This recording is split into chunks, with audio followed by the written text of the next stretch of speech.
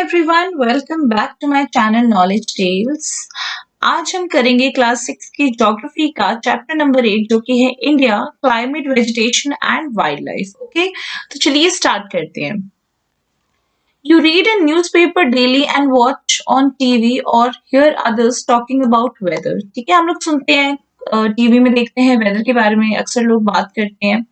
You must know the weather is about day-to-day changes in the atmosphere। ठीक है, जो भी डे टू डे चेंजेस आते हैं हमारे एटमॉस्फेयर में, उसे हम क्या बोलते हैं, उसको किससे रिलेट करते हैं? बेसिकली वेदर से। ठीक है, अब वेदर में होता क्या है कि जो हमारा टेम्परेचर है वो चेंज होता है, कभी बढ़ जाता है, कभी कम हो जाता है, then rainfall and sunshine. Okay, for example, as such it may be hot or cold, sunny or cloudy, windy or calm. You must have noticed that when it is hot continuously for several days, you don't need any warm clothing. Okay? तो जब भी continuously काफी सारे दिन जब बहुत ज्यादा गर्मी हो जाती है तो हमें गर्म कपड़ों की जरूरत नहीं पड़ती है। ठीक है, हम लोगों का मन करता है कि हम ठंडी चीजें खाएं, ठीक है, पिए।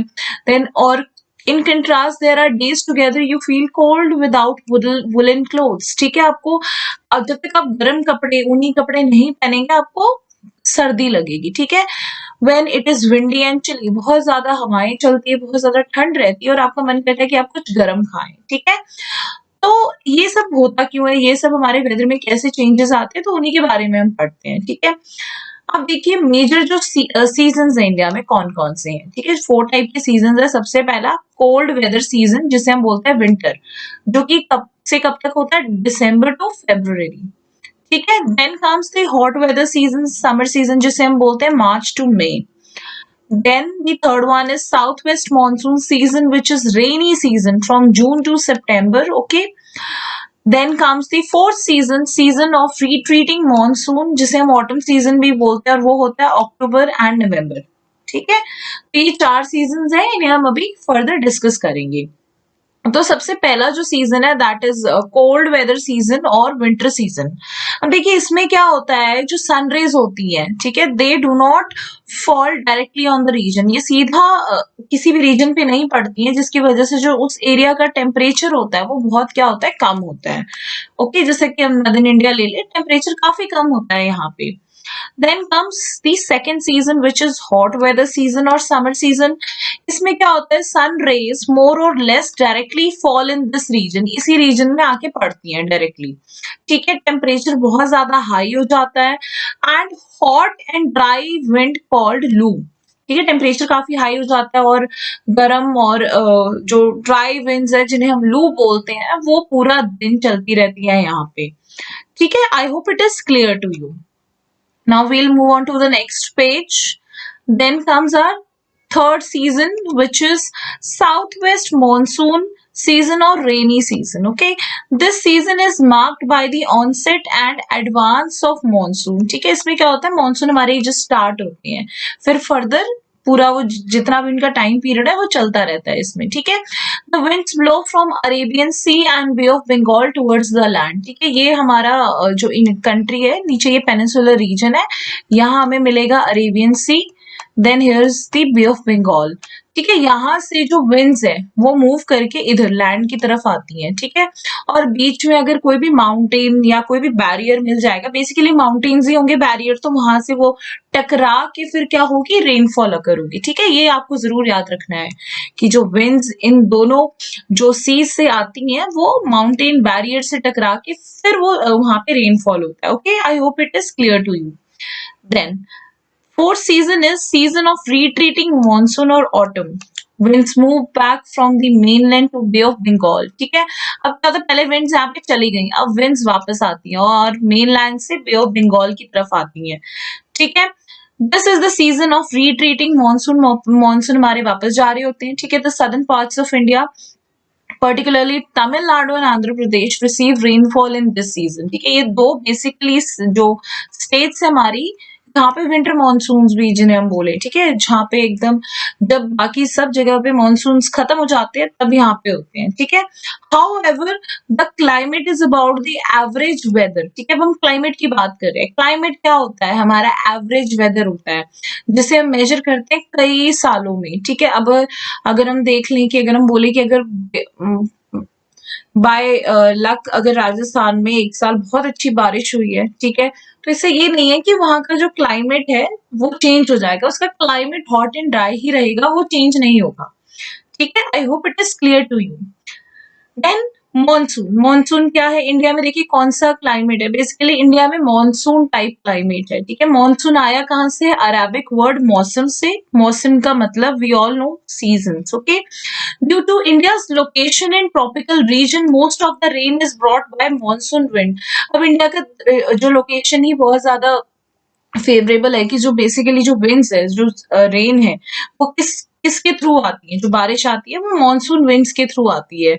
और बारिश की वजह से इंडिया क्या है, जो एग्रीकल्चर है इंडिया का वो बारिश पे डिपेंडेंट है, क्योंकि बहुत अच्छी खासी बारिश हो जाती है यहाँ पे। Then good monsoon means adequate rain and bountiful crop. और अगर अच्छी बारिश हो गई तो मतलब क्रॉप भी हमारे अच्छे होंगे, नहीं हुई तो फिर क्या होगा, we all know crop failure. Okay, now we'll move on to the next page.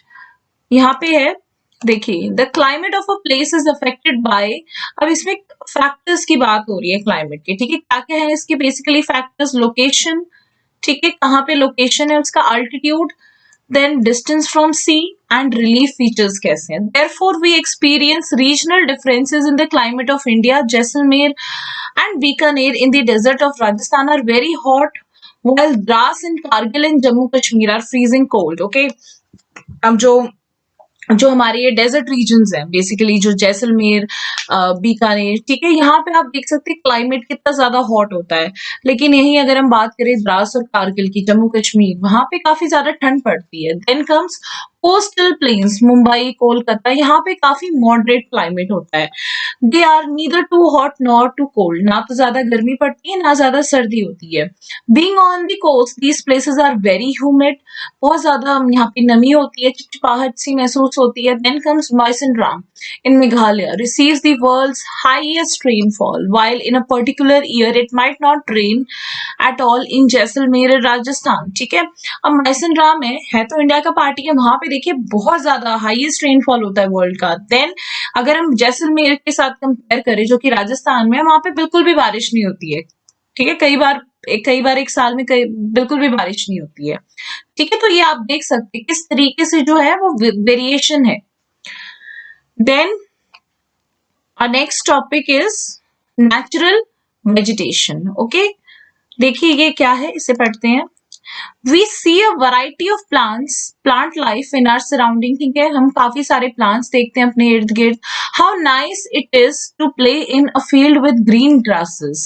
These are also small plants called bushes and shrubs like cactus and flowering plants etc. ठीक है, हम लोग कितना बढ़िया लगता है ग्रास पे खेलते हैं, और हम लोग ग्रीनरी देखे, हर तरफ बुशेस होती हैं, झाड़ियां होती है, श्रब्स होते हैं। ठीक है, beside there are many tall trees, लंबे लंबे पेड़ भी मिल जाएंगे, और जिनकी जैसे with many branches, leaves like neem, mango, and some which stand with few leaves such as palm. ठीक है, कुछ में बहुत सारी पत्तियां होती है, कुछ में बहुत कम पत्तियां होती है। The grasses, shrubs and tree which grow on their own without interference or help from human beings are called natural vegetation. ठीक है, अब देखिए एग्रीकल्चर में अगर हम कोई भी क्रॉप उगा रहे हैं, उसमें हम लोग पानी देते हैं, जो भी उसमें खाद वगैरह जाती है हम देते हैं। लेकिन नेचुरल वेजिटेशन क्या है कि कोई भी ग्रास, श्रब या ट्री बिना ह्यूमन इंटरफेरेंस के, बिना इंसानों की मदद की जो उग रहे हैं, उन्हें हम क्या बोलते हैं, natural vegetation. Then do you wonder how these differ from each other, वो कैसे एक दूसरे से अलग होते हैं। Different types of natural vegetation are dependent on different climatic condition among which the amount of rainfall is very important. ठीक है, जो अलग अलग क्लाइमेटिक कंडीशन पर डिपेंड करता है, सबसे इंपॉर्टेंट आता है rainfall.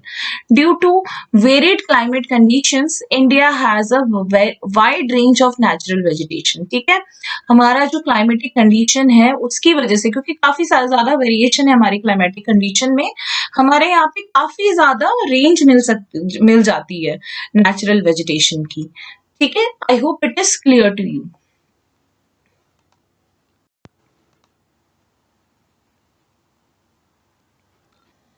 Now our next topic is why are forest necessary. ठीक है, फॉरेस्ट क्यों इतना ज्यादा हमारे लिए जरूरतमंद है, क्यों इतना ज्यादा यूजफुल है हमारे लिए। Forest are very useful for अस।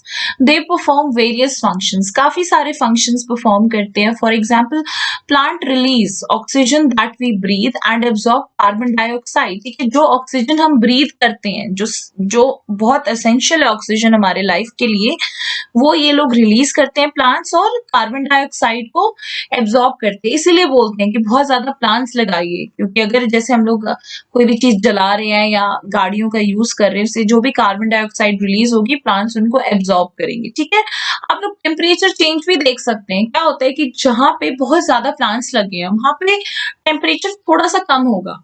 ठीक है, the roots of the plants bind the soil, thus they control soil erosion। ठीक है, जो plants की जड़ें होती हैं वो क्या करती है, soil को पकड़ के रखती हैं।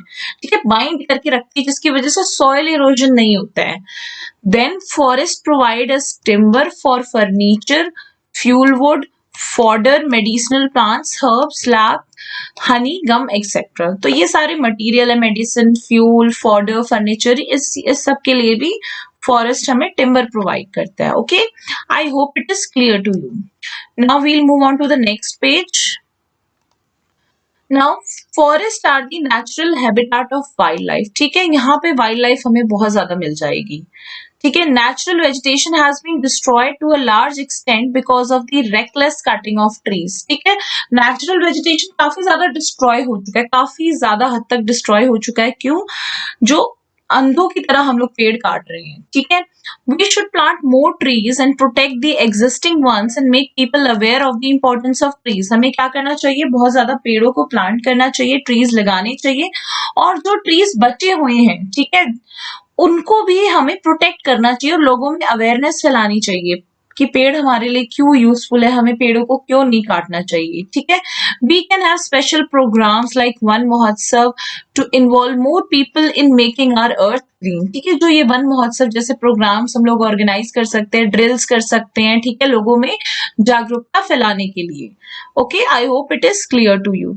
तो ये एक चार्ट है जिसमें बेसिकली हमें बताया गया है कि पेड़ों से हमें क्या क्या मिलता है, पेड़ हमारे लिए कितने इंपॉर्टेंट है। ठीक है, I hope it is clear to you. Then our next topic is wildlife.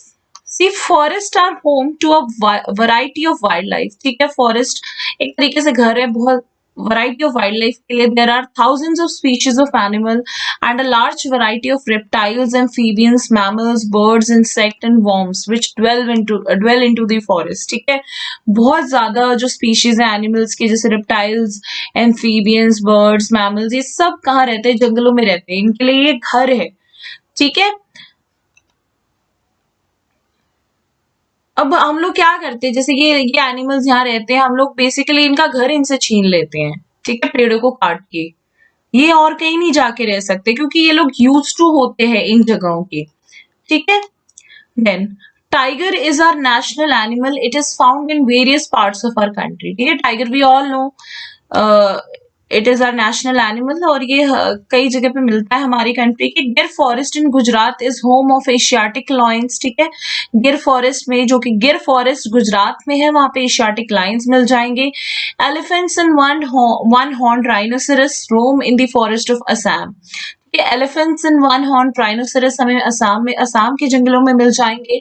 Elephants are also found in Kerala and Karnataka. Elephants हमें केरला कर्नाटका में मिलेंगे। Camels and wild asses are found in the great Indian desert and the Rann of Kutch respectively. ठीक है, wild goats, snow leopards, bear etcetera are found in the Himalayan region. ठीक है, beside these many other animals are found in our country such as monkey, wolf, jackal, नीलगाय, चीतल।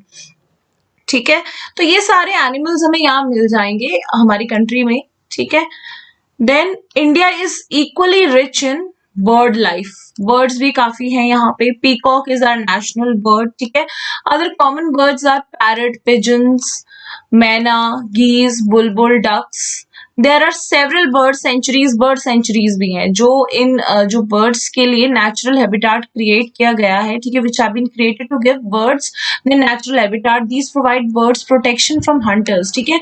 और ये जो natural habitat है basically ये जो बर्ड सेंचुरीज हैं इनको हंटर्स से प्रोटेक्ट भी करती हैं, ठीक है।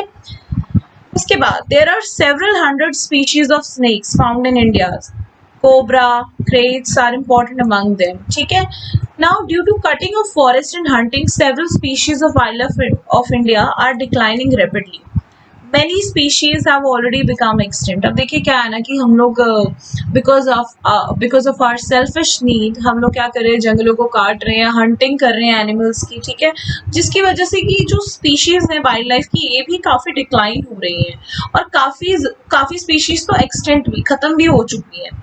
नाउ अब इन स्पीशीज को प्रोटेक्ट करने के लिए गवर्नमेंट ने क्या किया है, कई सारे national parks, sanctuaries, biosphere reserves बनाए हैं, ठीक है।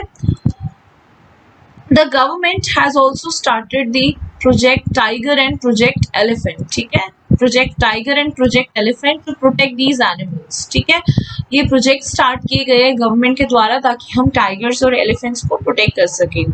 Now you can also contribute in conserving wildlife. You can refuse to buy things made from parts of bodies of animals such as bones, horns, fur, skin and feathers. Every year we observe Wildlife Week in the first week of October to create awareness of conserving the habitat of the animal kingdom. ठीक है, अब हम लोग भी इसमें contribute कर सकते हैं। कोई भी जो चीज़ है जो एनिमल स्किन से या उनके किसी भी बॉडी पार्ट से बनी है, हम मना करते हैं कि अगर हम मना करेंगे तो वो चीज़ें बन के भी नहीं आएंगी, ठीक है। तो हम लोग भी ऐसे कंट्रीब्यूट कर सकते हैं और हमें क्या करना चाहिए, ज़्यादा से ज़्यादा पेड़ भी उगाने चाहिए, ये भी है, ठीक है।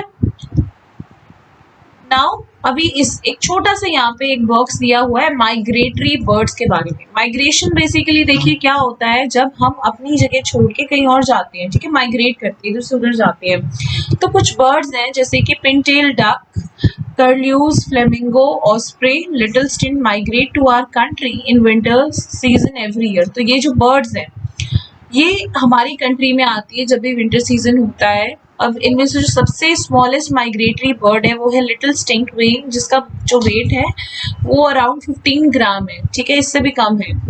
यह आती है आर्टिक रीजन से, अराउंड 8000 किलोमीटर ट्रैवल करके इंडिया आती है क्योंकि वहाँ पे जो क्लाइमेट है वो काफ़ी ज़्यादा ठंडा है और इनको वो सेट नहीं बैठता, तो ये लोग हमारी कंट्री आ जाती है फॉर विंटर सीजन। ओके, तो इसके साथ ये जो हमारा चैप्टर है वो ख़त्म होता है। और अगर आपको कोई भी डाउट हो तो प्लीज़ कमेंट सेक्शन में ज़रूर बताइएगा। और अगर आपको ये वीडियो पसंद आया तो मेरे चैनल को लाइक, शेयर और सब्सक्राइब ज़रूर कीजिएगा। Thank you for watching.